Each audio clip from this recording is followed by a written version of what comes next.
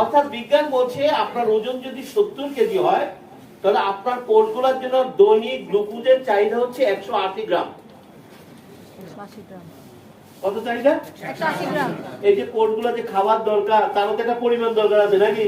এই পরিমাণ কতটুকু? 180 গ্রাম। বলছে 180 গ্রাম গ্লুকোজ যদি আপনি খাবার থেকে সাপ্লাই নিতে চান আপনাকে সর্বোচ্চ 280 থেকে 300 গ্রাম কার্বোহাইড্রেট খেতে হবে। কত? 280 থেকে 300 গ্রাম। তাহলে এটা আপনি আপনার বডির জন্য প্রয়োজনীয় গ্লুকোজের সাপ্লাই হবে। এখন ভাই বলেন তো দেখি, সকালবেলা আপনি 500 গ্রাম কার্বোহাইড্রেট খেয়েছেন, কি কথাগুলি বুঝে যাচ্ছে কি বলছেন? সকালবেলায় কত গ্রাম খাইছেন? দুপুরে খাইছেন, বিকালে খাইছেন। ভাই সব খাবার খেলে কিসে পরিণত হবে? আমার কথা কি বুঝাচ্ছি কি বলছি? সন্ধ্যার সময় খাইছেন।